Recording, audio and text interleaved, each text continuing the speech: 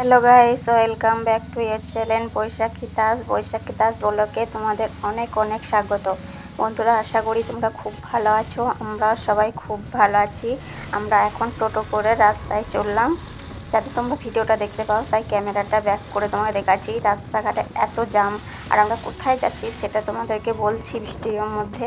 আমরা চললাম দিল্লি থেকে বাড়ি যাচ্ছি আমরা এখন স্টেশনে, আমাদের ওখানে ট্রেন ধরবো, গ্রাউন্ড যাব, তাই ওইখানে থেকে ট্রেন পাওয়া যায়, সেই জন্য আমরা চলে। আর আমার মেয়ে দেখাচ্ছে রাস্তাঘাটে এত হাওয়া, মেঘলা মেঘলা ভাব।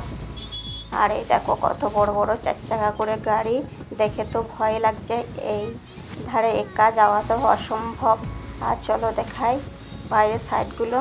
মেয়ে গ্রাম চলে যাবে বলে দেখো আমার বড়মশাই মেয়েকে কত আদর করে নিচ্ছে, কেন অনেক দিন ছিলাম। আমার বড়মশাই খুব মেয়েকে ভালোবাসে, তো সেই জন্য মন খারাপ করবে, সেই জন্য দেখো আমার মেয়েও খুব খুশি, আর আমাদেরও মন খারাপ করছে।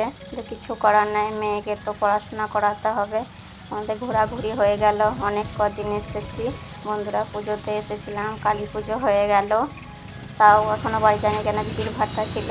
আর এই দেখো আমরা চলে এসেছি। দেখো বন্ধুরা, স্টেশনটার নাম হচ্ছে নতুন দিল্লি। এখানে আমি ট্রেন ধরবো। থাকার পরে ঘুরতে গিয়ে বরকে ছেড়ে আসতে খুবই আমার মন খারাপ দেখো।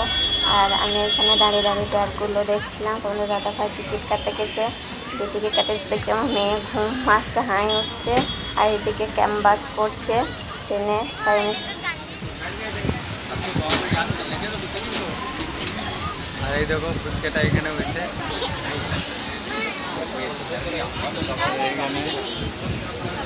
বন্ধুরা ট্রেন ছেড়ে দিল, আমরা ট্রেনে চেপে পড়েছি। এটা হচ্ছে আমাদের ট্রেন, এই ট্রেনে আমরা দিল্লি থেকে বাড়ি যাচ্ছি। আর এই দেখো বন্ধুরা, তোমাদের দাদা ভাই বাড়ি চললো।